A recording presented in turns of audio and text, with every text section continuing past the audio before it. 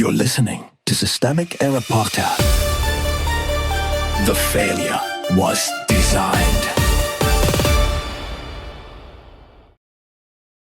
Former DOJ lawyer blames Josh Hawley for inciting death threats against her, based on an article by Kennedy Voss, Missouri Independent.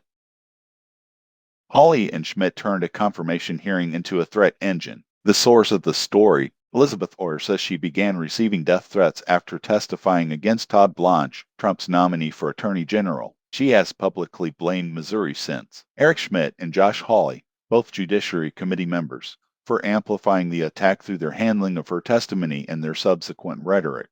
Actual power sat with the senators. The power in this story is not with the anonymous email account sending bile. It is with the senators who control the stage, shape the record, and decide whose words become signal and whose become noise. Schmitt and Hawley were not passive observers of Oyer's testimony. They used the hearing to redirect attention away from Blanche and on to Oyer's prior clemency work under Biden. That matters. Committee power is not just procedural, it is narrative power. They had the platform, the microphones, and the institutional authority to define the terms of the hearing. They chose to make Oyer the target. The misdirection was the point. Oyer testified that Blanche fired her after she refused to restore firearm rights for Mel Gibson, a Trump ally. That is the relevant political fact, a nominee's relationship to loyalists and the consequences for a career DOJ lawyer who resisted. But Schmitt and Hawley did not interrogate that power dynamic. They pivoted to Oyer's recommendation on federal death sentence commutations under Biden, as if a witness's prior work justified the public humiliation.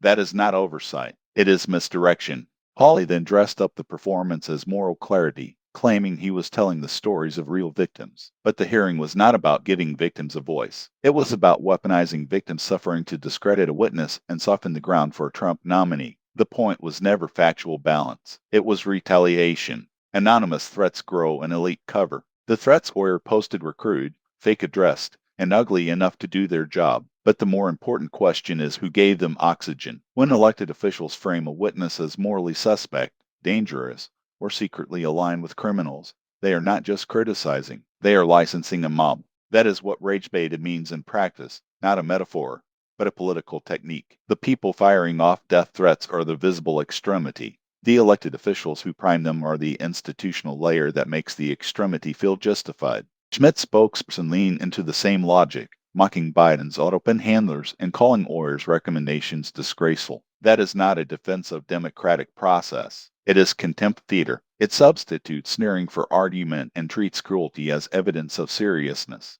What this reveals about Republican governance. This story is not about one overheated hearing. It is about a Republican political method that depends on turning public office into a grievance relay. Trump nominates a loyalist. Senators defend the loyalist. A witness is attacked. Then anonymous supporters are invited to finish the work offstage with threats. The pattern is familiar. Institutional authority on top, online harassment underneath, and blame pushed downward onto the people least able to control any of it. That is how authoritarian politics launders itself. It uses official channels to legitimize private intimidation, then pretends the intimidation arrived from nowhere. The democratic lesson. There is no serious democratic defense of this kind of behavior that relies on procedural niceties alone.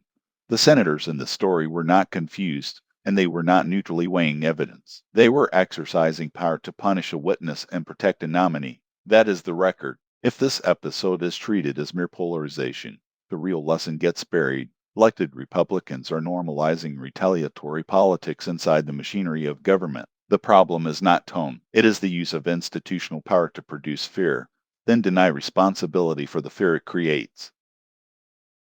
You've been listening to Systemic Error. Thanks to AlterNet for today's article, with the automated voice of Joe. Thanks for listening.